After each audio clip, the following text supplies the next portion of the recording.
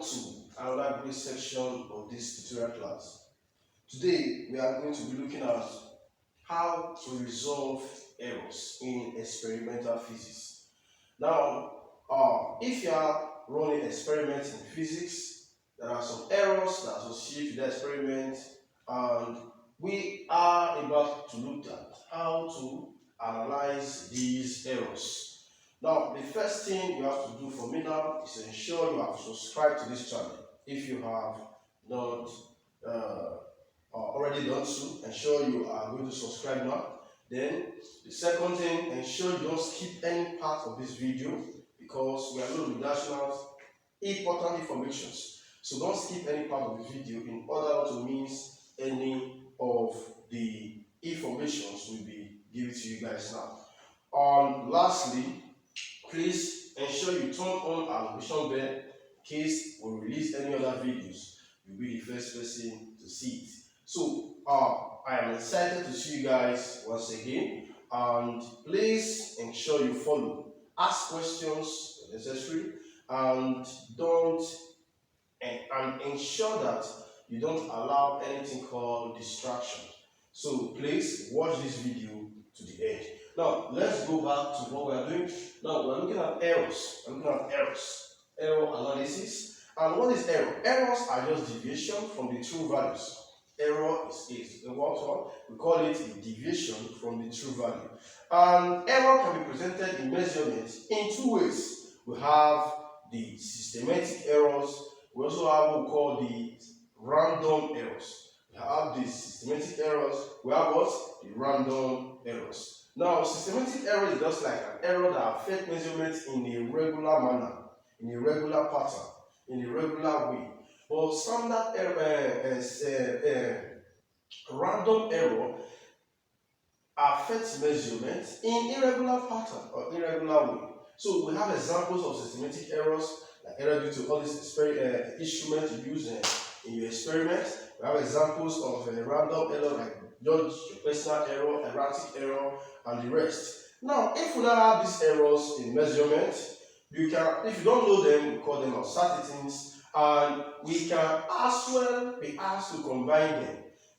For example, let's say we have our question. Let's say this value is 2 plus or minus 0.1. B is equals to 3 plus or minus 0.1. What is the meaning of that? Now, this means, as you can see it, this is a quantity we don't know because we don't have any unit. Now, this first value here is like the actual value or the mean value, the main value of the measured quantity, while this other value is the error inside, the error that will be found inside. The same thing with this is the actual value, and this is the error that will be found inside. So how are we not going to compute this thing? Now the first thing I'm going to do for me is to know these two things. Now we have this, we have this. Now if you have a quantity, or you are going to sort of like evaluate two quantities or three or four being added together or subtracted from each other. Now what you do for the actual value, you either add them or subtract them for the actual value, because the actual value follows the formula you're seeing. For the error inside, now this is the actual value, this is the error. Now this is how we can combine error. Now if you want to combine error, let me quickly explain that. If you want to combine error, you can combine error together using either marginal error approach or you use standard error approach. Now how do we use marginal error? How do we use standard error? Now if you want to combine, let's say two quantities that are being added together or subtracted from each other. Now for the marginal error, this one is marginal error.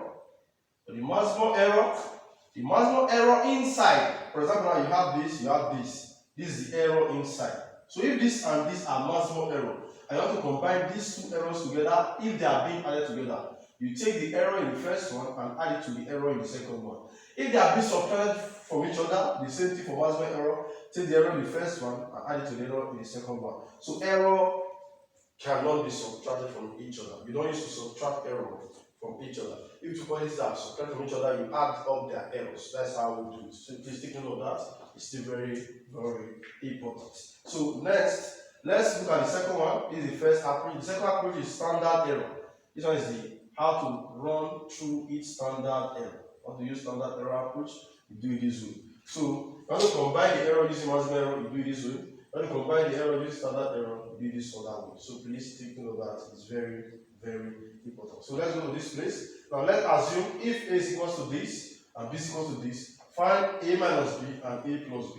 Now let's assume we are using maximum error for our A plus B and our A minus B. So let's look at what we're going to have. We're going to have something. We're going to have something. We're going to have the first thing we have there is that, okay, let's say if our Z is, okay, the first one is A minus B. That is B minus A, not A minus B, B minus A. So what do you have? B minus A. Now what is the actual value of B? 3 minus what is the actual value of A? 2. So you pick the actual value of this B, pick the actual value of A, and subtract them, you're going to have 1. Those are not error. You can subtract or add actual values. But error, you can look at the error. Or maximum error first. The maximum error in the Z now will be, since we are subtracting, we add up the error. So we'll take the error in A plus the error in B. The error in A is 0.1, error in B is 0.1, so this will give us 0.2. So the value of Z should be 1 plus or minus, let's call it Z1, plus or minus 0.2. That will be the value of Z.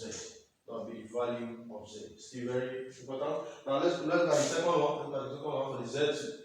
For the Z2, it says we have A plus B. So what you do, you take it says Z2 is equal to A plus B from the question. A plus B. So what is A?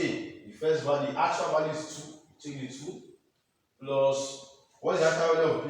You take that is 5. Then what about the error in our Z2? What about the error in our Z2? Maximum, this one is maximum error. That's maximum error. That's maximum error. Then what's our something like the second value of okay? The error in the A is what? Said add on also the error. So we'll add up the error. Even though you are adding or subtracting, you must add up the error. It's very important. But for the actual value, you use the formula you're seeing. You use the equation you're seeing to run up the actual value. So I'm going to have the error in A 0.1. The error is 0.1. So that gives us 0.2. So the value of our Z11 will now be equal to 5 plus or minus 0.2. So this one is maximum error. That is maximum error. Now assume we are told to use standard error. Maybe the next question we're going to look at now.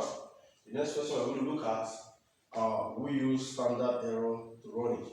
This is question 2. Okay, let's do this way. If the initial temperature of the body, initial temperature of the body is T1 equal to 30 plus or minus 0.2 degrees Celsius, and the final temperature of that body is T2 equal to 90 plus or minus 0.2 degrees Celsius, and the final temperature of the body is 90 plus or minus 0.2 degrees Celsius. Find the change in temperature and its standard error. Its standard error.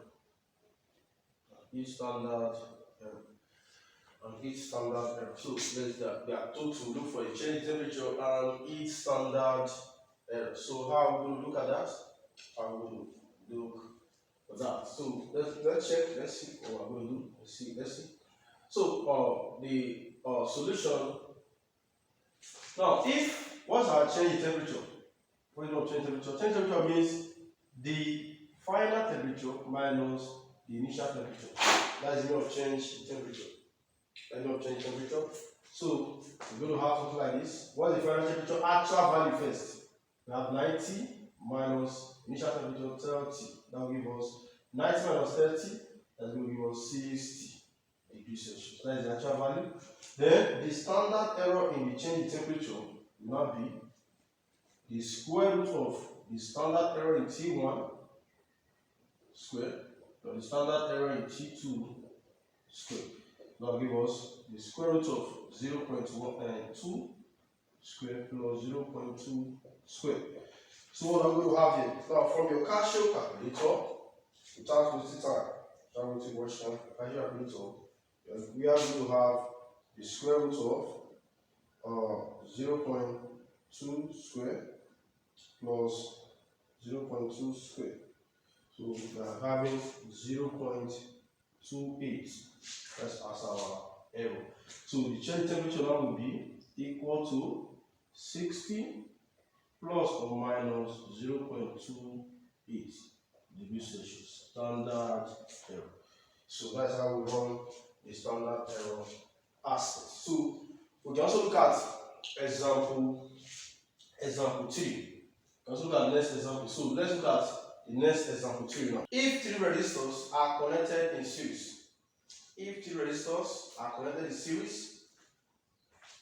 such that R1 is equals to 5 plus or minus 0.1 ohms, comma, R2 is equals to 6 plus or minus 0.1 ohms, comma, R2 is equals to 4 plus or minus 0.1 ohms.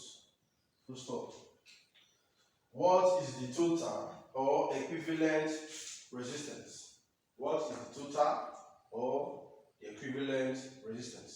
If the resistance is are connected in series, they are connected in series, what is the total or equivalent resistance? 3 resistors. We have this resistor, and they are connected in series. What will be the equivalent resistor that will be something like balance the action of these 3 first. So what is the equivalent resistance? So let's check.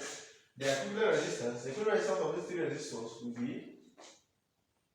R equivalent, so look at solution, equal to the R, the first one, plus the second one, plus the third one. That will be the equivalent resistor for the third one, R2. So without the time, we already know the first thing, add up the actual value, which is 4, plus, okay, our R1 is 5. We have 5 plus 6 plus 4. So this is going to give us 15 volts. Then the error, let's use standard error. Standard error in the equivalent resistance will be the square root of the standard error in the first one. Standard error in the first one, that is standard error in the first one, that is 0.1 squared, plus standard error in the second one squared, plus standard error in the fourth one squared. So if you solve this using your Casio calculator, you are going to have, without wasting time, you are going to have square root of 0.1 squared plus 0.2 squared plus 0.3 plus 0.1 squared again. So we have 0.1 squared plus 0.1 squared plus 0.1 squared. So I'm having 0.7, that's 0.17 as our answer for the error.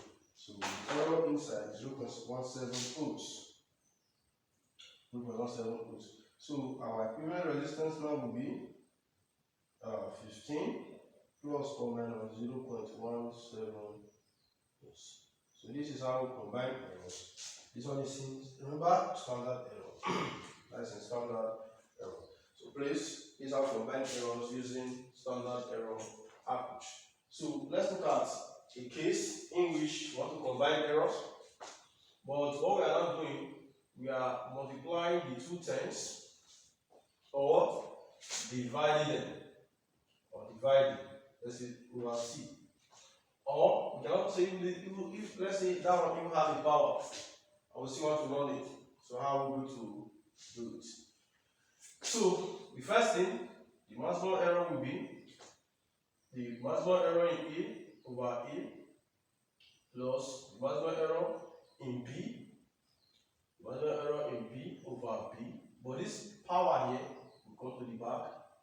Then plus the maximum error in C over C. Everything times the error in Z. Maximum error. Everything times Z. So this is how to look for or evaluate the maximum error, want to evaluate the maximum error. Then for the standard error in Z will be the square root of the standard error in A over A squared plus n times the standard error in B over B squared plus the standard error in C over C squared. Everything times on Z. So it's for standard error. So this is how you look. When you look at the standard error, you do this way. The maximum error, you do this way. Now, if example, if the current is 3.5 plus or minus 0.5 ampere and potential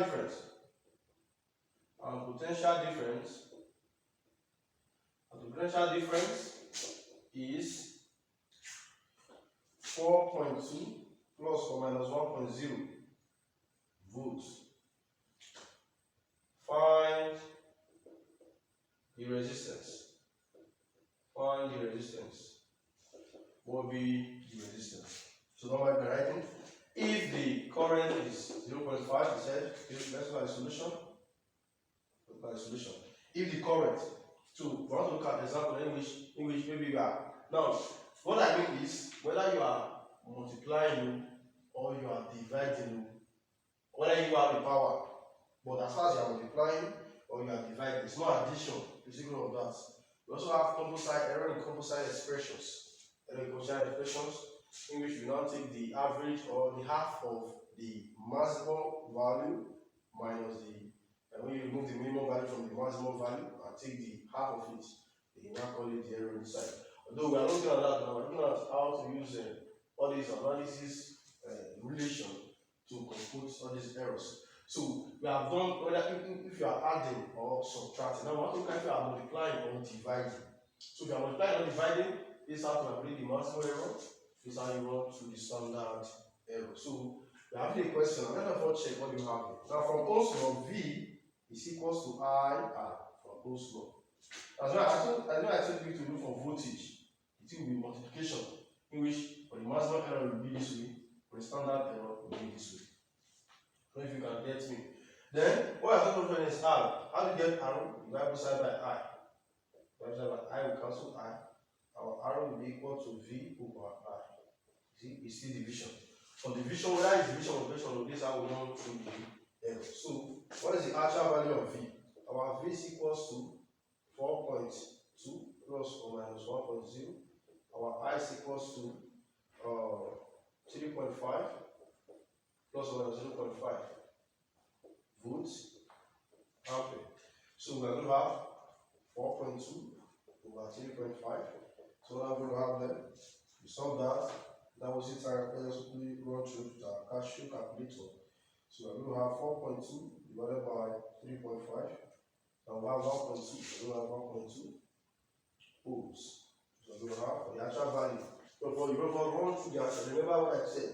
If we run through the answer by using the formula. Then for the errors now, we now solve it like this for standard error, or this way for maximum error. So what I'm going to have here now, that's okay. The standard error in Z will now be equal to the square root of the standard error in V over V squared, or the standard error in I over I squared. Everything times, okay, remember we're looking at R, standard error in R, everything times R. So you have the square root of what is the error in V? 1 over 4.2 plus error is 0.5 over 3.5 square. Everything times what?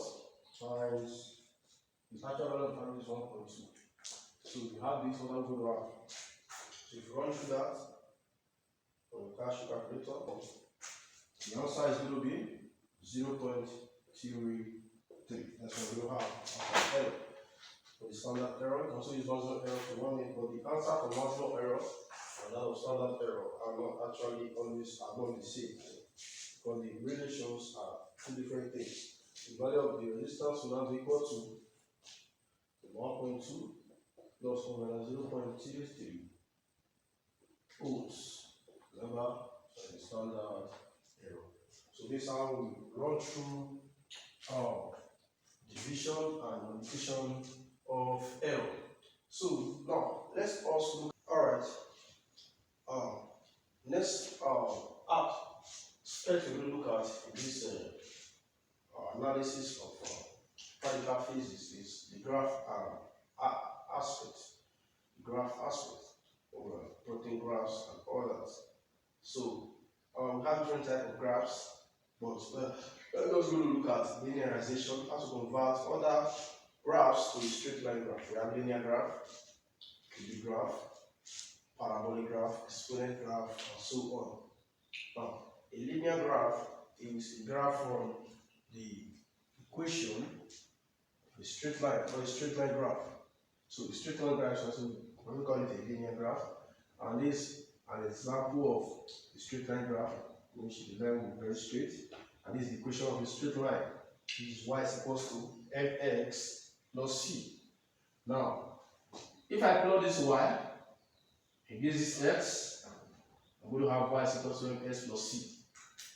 The same way, if I have y squared in this place, I plot y squared against x, I'm going to have y squared is equals to ms plus c. It still be a straight line. So if I'm plotting y against x, is c. As far as I'm plotting what is here against what is here, the answer will be what is here is equals to m times x times m plus c. Now, what is this m? M is the slope or gradient, and our c is the intercept. Where this slope causing this y-axis, or call it y-intercept. The next, we have a question here, which is y is equal to cx plus d all over s squared, in which I might ask you, okay, look at how the question is going to come up. Now, this linearization is just a way of converting any equation into a straight line equation. Then you will now compare the two and plot. I can say, okay, obtain the slope. You can write this question down now. Obtain the slope and the intercept of this graph. For a plot, this one now we are plotting y, this x. For a plot of y(s) squared against x. So if I plot from this equation, if I plot y(s) squared against x, what I'm saying is that if y(s) squared is the y-axis and x is in the s-axis, because we have here y(s) squared is here, and this is here, then I'm going to have y(s) squared equals something, and that's what I'm trying to say. So if I have a plot of y(s) squared against x from this equation, what will be the slope and intercept of the graph? What will be the slope and intercept of the graph? So as I was explaining, I'm plotting y(s) squared against x. So let us bring y(s) squared out and see what we're going to have. The first thing, I'm going to multiply this to this place. Now we have y(s) squared. We're going to try and bring y(s) squared and s out of the equation. Then c times x, we'll have cx plus c times d, we're going to have cd. So that's what we have. The first thing, use one to multiply this, because multiply we have y(s) squared. Use one to put in bracket, we have cs plus cd. The next, we have x, we have y(s) squared. And if I plot y(s) squared this x, it means if y(s) squared is y, it's in the y-axis, and s is the x-axis. How will this equation look like this? Remember, we have y is equals to something x plus c. So if I say y(s) squared, then look at what I'm saying. If y(s) squared is simply as our y-axis, s is simply as our x, what will be the same as this n? Our n will be what? Now from this equation, if y is simply as this, that is from the question, s is simply as this, what will be n? N will be simply as what? C. And our c here will be simply as what? Ct. So our slope is c, our gradient is cd. So please take note of that. It's very important. It's very, very important. So let's look at another thing that is still also important. That's still also important. Let's click number 2. Let's look at what will be the intercept of a graph. What will be the intercept of a graph of a direct plot of magnification against image distance, or a direct plot of magnification against image distance. So if I plot magnification against image distance, what would be the intercept of the graph? That's the question. What will be the intercept of the graph? If I plot my magnification against image distance. So let's look at that and see what we're going to have. Remember, magnification of any of the lens is image distance over object distance. Use the image distance, y v is the image distance, y use the object distance.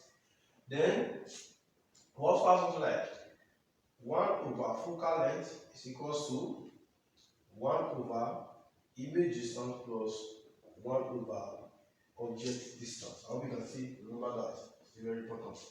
So with these two equations now, we can combine the equations together, then plot our graph and see what we're going to have. Now they say we should plot our magnification against image distance. That means if magnification is in the y-axis and audience is in the x-axis, what will be the slope? What will be the intercept? Now the major thing they are asking for is the intercept of the graph. That's the major thing they're asking for. So the first thing I'm going to do now, I'm having our n to be equal to v over u. So how can I have v over u in this equation? If I multiply everything here, if I multiply something with v, then I'm going to have v over u. So I'm going to multiply everything with v. If I multiply everything through with v, so that I'll be having, let's multiply everything, let's multiply both sides with v. Multiply this side with v, so multiply this side with v. It's allowed in mathematics. It's allowed. I'm going to have v over f is equals to v over v plus v over u. That's what I'm going to have. Because v times 1, we're going to have v over f. Then v times 1 here, we're going to have v over v. Then v times 1, we're going to have v over u. So if you see, want to cancel this one, cancel this and this out. You see, it's allowed. We have v over f now equal to this over this. That is 1 plus. Now v over u means what? M. So that our m will now be equal to, if you move on to this other side, we have v over f minus 1. That's why we have v over f minus 1. Then we can also say this is equals to, our m is equals to 1 over f v, 1 over f v minus 1. Because this is something like, this v over f means 1 over f, because the quotient of this v is 1. 1 over f times v, let me know that, then minus 1. So if I compare this one to y, is equals to mx plus c. What will be our c? What will be our m? They are telling us that if we plot m against v, that means if y is equals to m, then x is equals to v. What will be our intercept from this graph? So if this is equal to this is equal to this, our m will be equal to what? This, and our c will be equal to what? Minus 1. Our m is equal to what? 1 over f. So that is it. So the intercept will be minus 1. That is the answer. The intercept of the graph will be equal to minus 1. Let's say if n is equals to b exponential minus kx. If n is equal to b exponential minus kx, linearize the equation. Linearize the equation. So let's linearize this equation and see what we're going to have. Let's linearize it. So this means n is equals to b exponential minus kx. Exponential minus kx. So the first approach is to take the natural logarithm of both sides. That's the first thing. You take the natural logarithm of both sides. That's the first thing you do, take the natural logarithm of both sides. Then the next thing you do, you are applying possible rules of logarithm. Remember, log AB since you as log A plus log B. Remember this from logarithm, from use of logarithm. So I have log BE, that will be log B plus log E. Because multiplication means plus logarithm. So what I'm going to have here, our log N to base E will be equal to log B to base E plus log E to base E. So I'm going to have. It's very important. From this rule of logarithm, this B times E will be B log E plus log E. That's what I'm going to have. The next, I have log N here. I have log N to base E. Each one will be equal to log B E plus. Now this power here will come to the back of the log. Now I have minus kx log E to base E. Why? Because log A raised power s is simply as s log A. From the roots of logarithm, log A raised power s, this s come to the back and have E as log, and that's s log A. Then, log of a number to the same base is equal to 1. And log E to base E will be 1. Now we'll now be having log N to base E will be equal to log B to base E minus s plus equals minus kx plus 1. Log E to base E is 1. Log of A to base A is 1. The log of the number to the same base is 1. The next thing we're going to have, will be okay, let's rearrange. If you wish, you have log N to base E now equal to minus kx plus log B to base E. So this is the linear form of the equation. This is the linear form in terms of logarithm. This is the linear form of the equation. Now, I can also ask you, what is the slope of the graph? What will be the slope and intercept of the graph for a direct plot of log N to base E against x? Now, that means if I make this one my y-axis and I make s my s-axis, what will be the m and what will be the c? That's what I'm saying. If this one is the y and this s is the s-axis. So from this perspective, if this one is the y-axis and this one is the s-axis, that is what I'm trying to say. If I say for a plot of log N to base E against x, I mean if this one is not the y-axis, this s is the s-axis, what will be our m? Without wasting time, our m will be what? Minus k. Our c will be what? Log B to base E. That's what we're going to have respectively. Now, let's look at another question that's still very important. Let's try and linearize the equation. That's the first thing. Before we ask our question, let's linearize the equation. First thing, you take the square of both sides. Take the square of this, you have 4 pi square. Take the square of this one, the square root will go. What I'm saying is that you take the square of this side, you take the square of this side, this square, 2 square behind. Take the square of this one, this square will cancel this. We have L minus H over G. That's the next thing we will be having. Then the next thing, put the bracket, our x square will be equal to 4 pi square L minus H, okay, 4 pi square H, everything over G. Alright, these are the solutions to the problem. You can study them and ensure you know what is actually going on. Try and solve them out on your own. Yeah. Okay. And then lastly, take note of this following. We don't just have a straight line graph. We have a parabolic graph. We have a parabolic graph. We have an exponential graph, and so on. Cubic graph, and so on. So, like graph that take this shape. Let's say y is equals to that's y equals to 4ax. That could be like a parabolic graph. That could be like a parabolic graph. So, for example, now let me quickly explain something to you. If I plot something like this, let's say I want to plot a graph. Let's say I'm plotting T against, let's say M, and I'm having like t squared is equals to, let's say, 4 pi l over g minus 4 pi square h over g, something like this. Let's say I'm having something like this. And I say plot t against, by plot t against l, what will be the shape of this graph? Now, since t is carrying square, and I'm plotting just t against h, or plotting t against l, the shape of the graph, whether I'm plotting t against h or t against l, as far as it's carrying square, the shape will be a parabolic shape because it's carrying 2 square. Then, if I'm plotting t square against l or h, I'm plotting everything t square against l or h, the shape will be a straight line or a linear graph. Let's say, for example, like if that's like this, let's say I have t is equals to, let's say, x over 2 plus 7. I say if I plot t against x, if I plot t against s in this equation, what will be the shape of the graph? It will be linear or a straight line graph. But if it is t squared and I am plotting t against x, to be parabolic.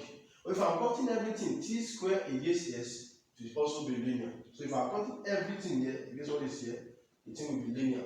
But if I'm plotting part of it, then I'm just plotting like t, and t is carrying power, let's say 2, to be parabolic and other graph. But this anything that is carrying square, also that is carrying square are mainly parabolic, the form of a quadratic equation.